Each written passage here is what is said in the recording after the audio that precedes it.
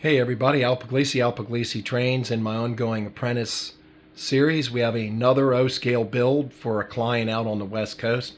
I'm over at Howard's today and we're beginning working on this. Howard's been working on this building over the weekend, and let's take a look at it. Behind me are some other O-scale structures that are currently for sale. Let me show you a couple of them real quick. If you're interested in any of them, contact me at alpug1@verizon.net. Let me just show you a few of the Victorian Gothic houses.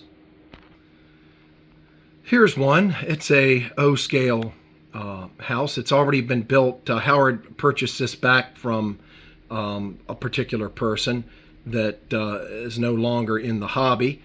It's a beautiful, big, custom-built mansion. And also have this one also, this same one in blue, absolutely beautiful.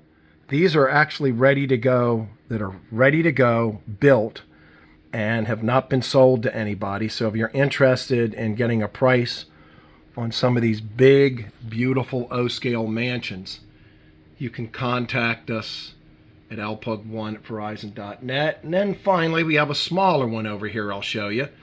And then we'll get over to today's build. There's another nice Victorian Gothic. The other two are much larger. But let's go see what we're working on today, what Howard's working on today for a client on the West Coast. Howard, how you doing today? Oh, I'm doing fine, of course. That's you keep asking that. And, you got to come up with your different introduction. All right, well, Howard's here today, or hey, he's not sick today. He's doing good today. No, I'm never sick. I just got complications on my broken back. Yeah. That's all. And this building is called what's the name of this one? Originally it was called Slab Coal Company. It's a company store. And actually, there's a little bit of history. This is the second commercial structure I ever built. Really? In 1987. That's why the photograph is so terrible. Now let's take a closer look. Number This two. is on Zane Structures. The first one was the Freight House. Which is also going up to a California customer. Okay. The Laytonsville Freight House. Yeah. No. The Hanover Freight House. Hanover Freight House. That's right. That's one too. Now there was one on the layout you showed yesterday. The original design. Okay. I didn't build that, but obviously he must have seen the same Freight House. Wow. Copied it. But this one is the Slady Fork. Not Slady Fork. Slady Fork. And let's take a look at whoa, it's not Slady Fork. It's Slab Fork. Slab Fork. Okay, not Slady. It's Slab. Slab like slab. There is a Slady Fork in okay. Yeah, that's why I confused. West Virginia. But this isn't a prototype. This is one of your designs. Oh, of course, yeah. And it's on the lazy. Over here, this will be the entrance. This is the countersunk in there. These are the typical windows. Here's the concrete railings. Now you see this structure in here? That's to house the stones. We're going to do an actual stone. Okay. Stone foundation. Okay. We'll glue those on the same way we did before. Right. And that video we did on the Martin Machine Company. So if you want to see it, folks, you can see how Howard did the real stone on the foundation. Let's flip this around. I'll show it. This will have, let's see if I can find it. This will have a roof over here, like so. Oh, wow. And then there'll be a small roof over here. Find it. You got my ponytail? Oh, yeah. You got to turn your head. Got to show my ponytail. There it is. All right. It's longer today. Wow. It's getting longer. This goes over here. See, there's a doorway here. You know, the photo doesn't do this thing justice. Well, the photo over there, it was taken a long time ago with a regular camera. Right. You can see the stone. Yeah. But I think the photo doesn't do it justice. Once we get this thing painted and detailed out. Recognize what it's painted. Yeah. It's, now we're trying to figure out the color. Now we talked about shapes of architecture and the appropriate colors for these shapes. Now this building calls for white would be terrible, beige would be terrible, green beyond belief, horrible. But there are colors that will work. And these are the samples. Any one of these colors will work that we did.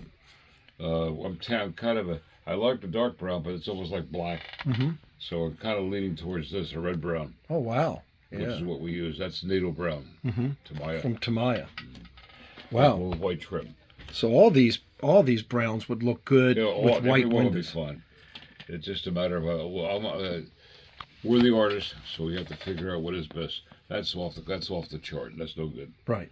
This is good. They're all good except Right. this one here. Right. That might be a little too dark. Mm-hmm.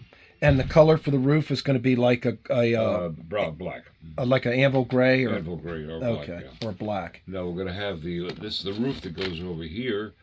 The structure shows silver, or the photograph. Mm-hmm. I didn't like that. Okay. What we'll do here is use sort of like a West Virginia bridge green. Oh, wow. Yeah, that'll look really neat. Are you going to have wires, too, hanging? Oh, yeah. Suspending I always have wires. Yeah.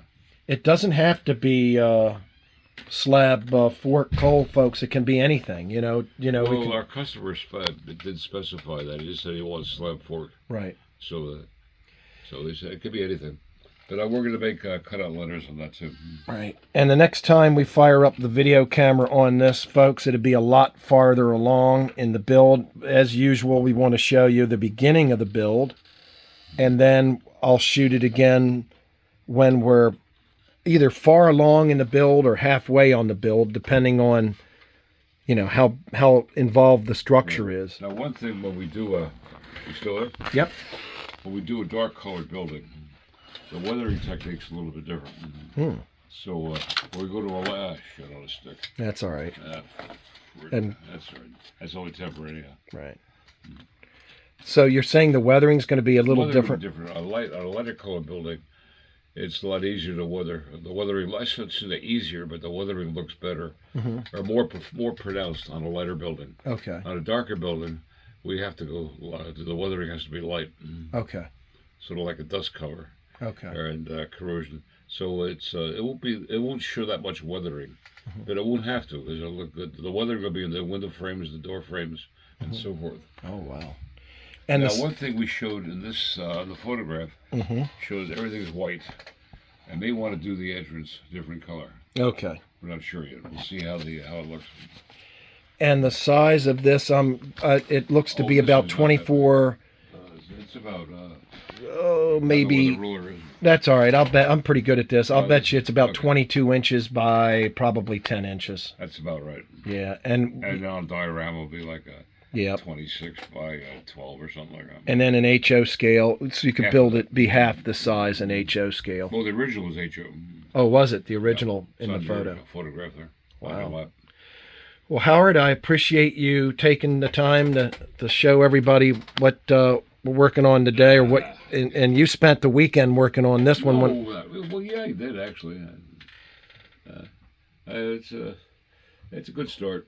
Yep. And when I was up in Pennsylvania filming some layouts, I came back and got seeing the beginning of this really interesting structure here. Folks, thanks for watching. If you're interested in getting a price for this in HO or O scale to custom build, reach out at alpug1@verizon.net and we can do that for you. And then Howard's website is zanestructures.com. We got a link on my channel, or you can just type in zanestructures.com. But contact us at alpug1@verizon.net because the prices on some of those are way off. That website's about 9-10 years back for the buildings. Like I said before, the prices have gone up considerably on materials. Yeah. My labor costs, I don't look at it as labor because you and I both love doing this stuff. Right. So we're actually grateful to the client to give us the opportunity to build. Yeah, it's a lot of fun. I mean, God, the spray cans have gone up twice. They used to be $4.95, and now some of these colors are $8.99. It's ridiculous. It's absurd. All right, folks. Thanks for watching. Thanks, Howard. Thank you, Al.